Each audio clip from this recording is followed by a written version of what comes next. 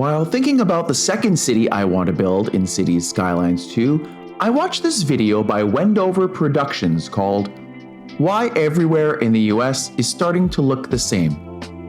And that is one of the criticisms of CS2, that every city we build eventually ends up looking kind of the same. But this video actually gave me some inspiration for my next city.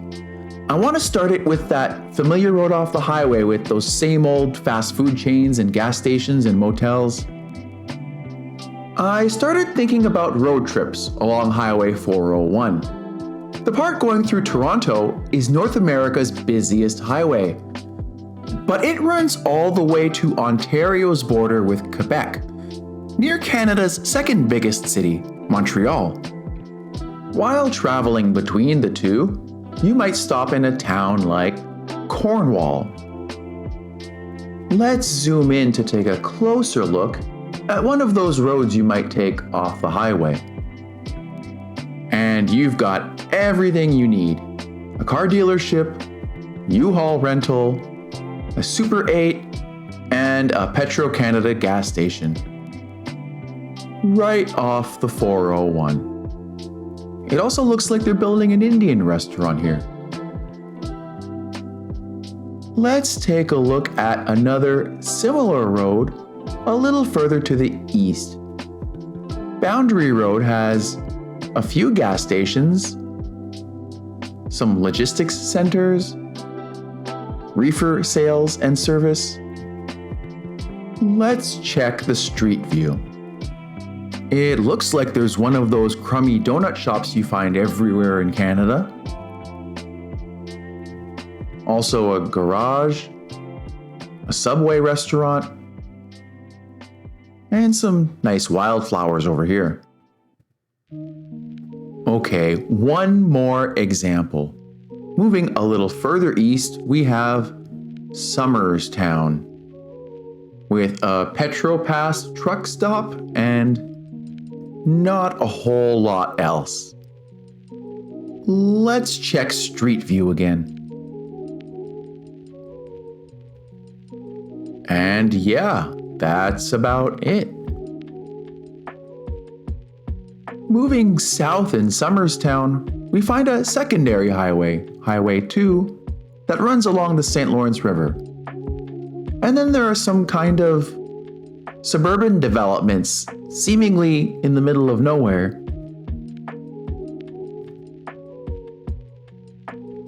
Maybe vacation cottages or summer homes.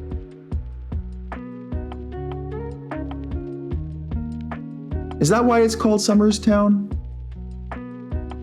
Anyway, I think we have enough to get started, so let's open up Cities Skylines 2 and choose a map. Now, I did try to use the map editor, but I messed something up trying to import a map, so I can't import any maps, and I don't want to make one from scratch, so we'll just have to use one of the base game maps and adapt it to our needs, and for this, I think Barrier Island will do, even though the climate isn't quite right and it's in the wrong hemisphere. Maybe a mod will come out eventually that will allow us to fix that later on, but it'll have to do for now. As for our city's name, let's go with Haddaway. What is love? Alright, I'll have to explain that choice a little later on. So this is the starting tile for the Barrier Island map. It's a mostly flat map with some hills in the north, which suits my purposes just fine. And this will be our St. Lawrence River here. And one of the first things I'm going to do is actually connect the namesake Barrier Island to the mainland to give us more space to develop south of our Highway 401, running east to west up here. But first, one of the many mods I have installed is Map Texture Replacer. And I'm going to replace the default map textures with the Home of Chameleon pack. Essentially, it turns the kind of sandy, looking hilltops to more of a rocky surface, which I think is more realistic for the area.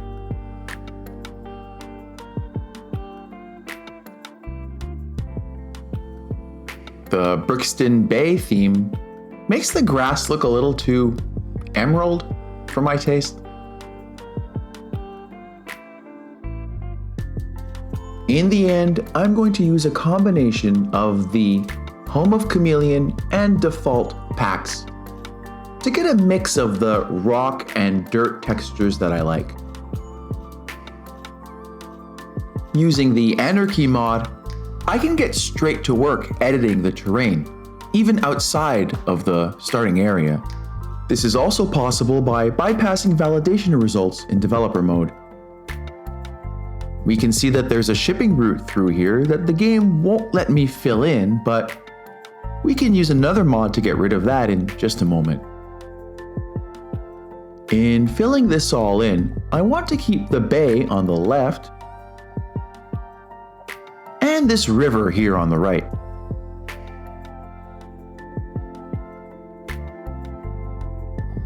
I can't forget to smooth out the edges.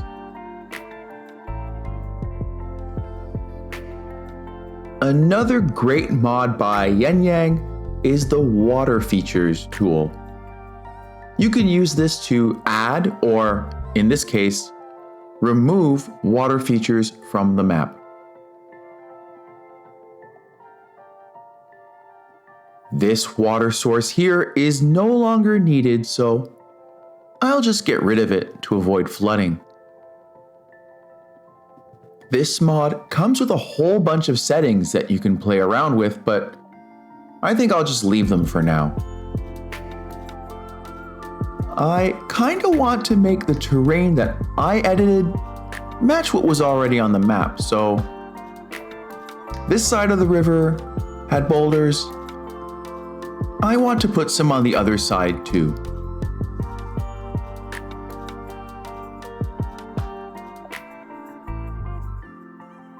Then there's the tree controller mod. I decided to create sets of native trees and bushes that I could use in appropriate places throughout the map. For example, set 2 includes spruce, birch, and oak trees that I'll place at medium elevations.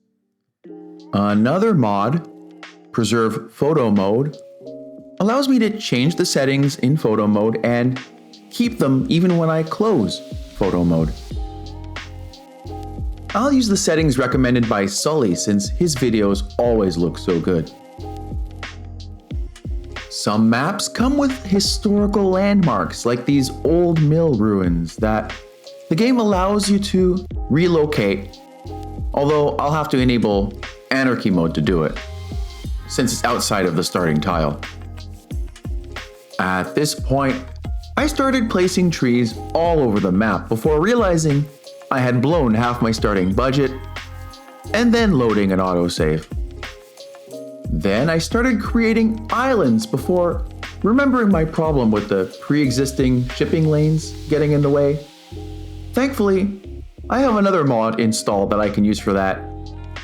Historical Start gives us access to transportation options that typically wouldn't be available until later in the game. So I can go ahead and delete or relocate these seaways. But for some reason, creating that new seaway made this old one look all weird. Add it to the long list of bugs in the game.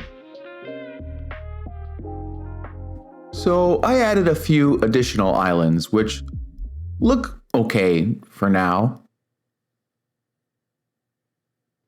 Back on the mainland, I'll get ready to start building by smoothing out the terrain a little over here. I'll then extend this 4-lane road straight down. This bridge leading from the highway into the starting tile is no longer necessary since we filled in all this land, so we'll just go ahead and delete that and reconnect everything like so.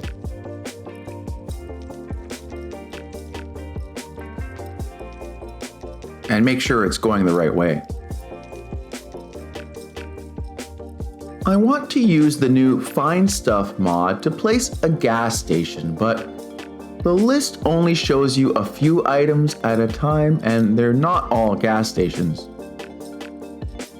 So I think I prefer to use the Add Object menu in developer mode for this.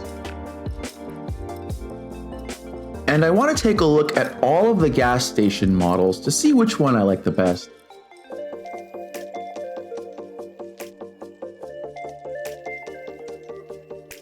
So I picked a model, created an intersection for it, and then placed a competing gas station diagonally across from it.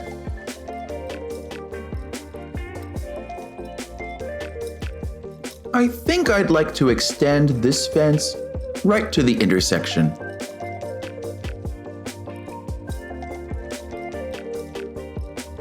I turned to the Steam workshop to look up the zoning sizes required for gas stations and motels, and discovered that these restaurants are available as signature buildings.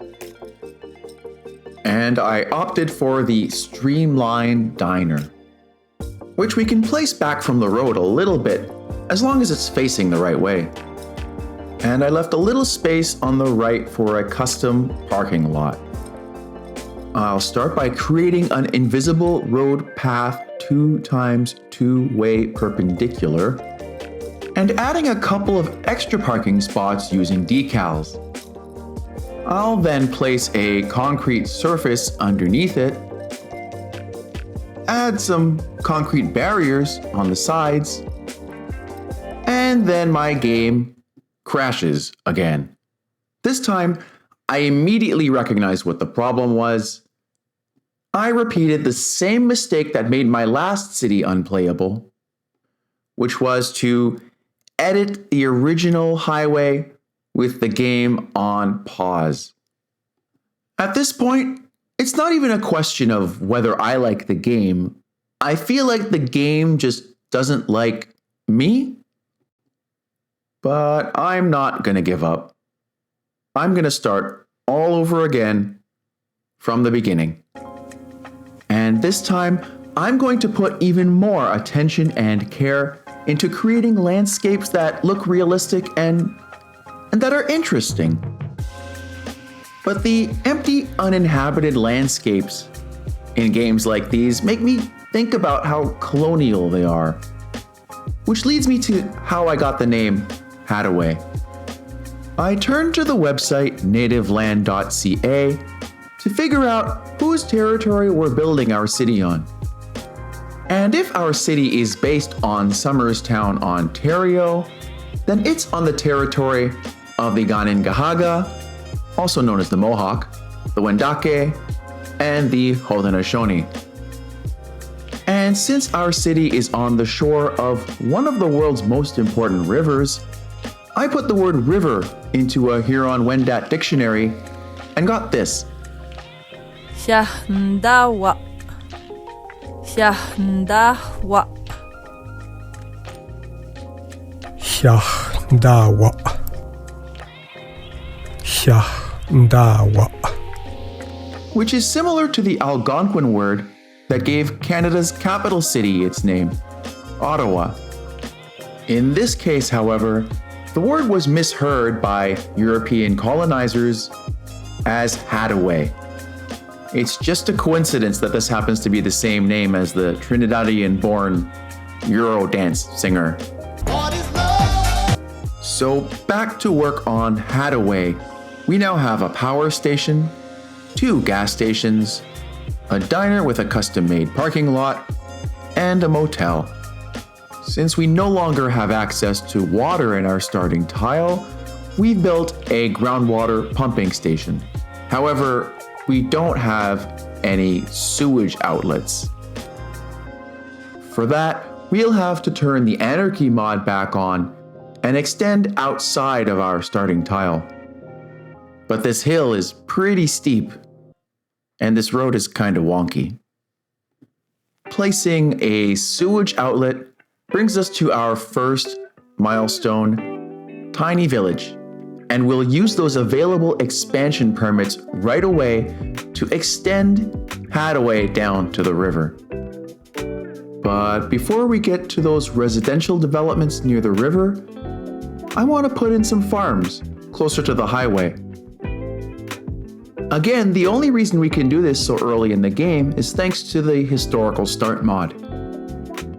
So let's start by taking a look at some of the actual farmland around Somerstown, Ontario. We can see that the plots are quite rectangular, but often divided up between different types of crops. Our first farm can be a grain farm, and I want to measure this out. The plots in Somerstown are about 200 meters wide by 500 meters long or so. This will be a little smaller than that, but good enough. Each farm gets a long driveway and a couple of houses around it. Let's say these are family farms and the houses are for their adult children. Then I'll trace out the industry area and, don't forget to paint fertile land underneath the farm using the ExtraLandscapingTools mod. Now for my second farm, a livestock farm, I'll just extend this grass surface. And though I have a mod for this too, I'm going to try to stick mostly to the base game surfaces. For my third farm, I'll place an industry building, but remove the industry area completely and go for a custom-made apple orchard. How does that look?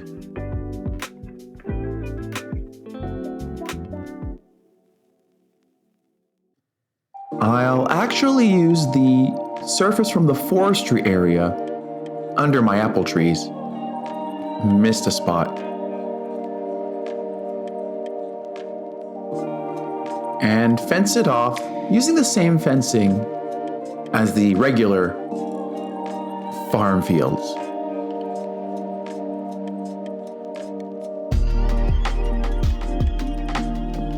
I completed these farms using a mix of vanilla industry areas and custom surfaces, each surrounded by a bit of wild forest. And I gotta say, I'm really happy with how this turned out.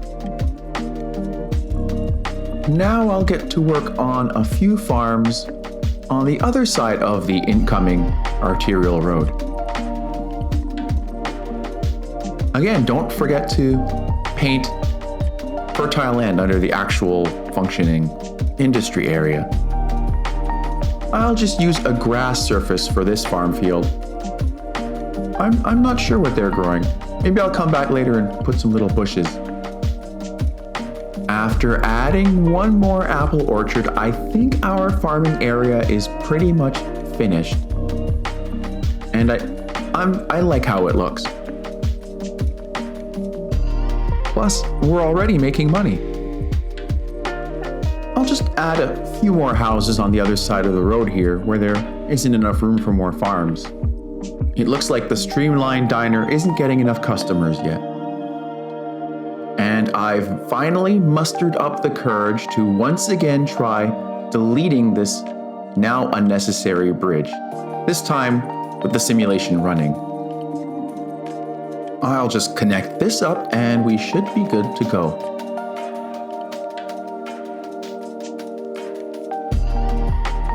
And there you have it, the beginning of a beautiful little rural village that isn't far off a major highway and that will surely change and evolve as time moves on. I'll probably start building some housing by the river and our secondary highway in the next episode. But that will be all for this one. If you've made it this far, please consider liking, subscribing, and dropping a comment below to help out the channel. My name is Pylon John. Until next time, Free Palestine.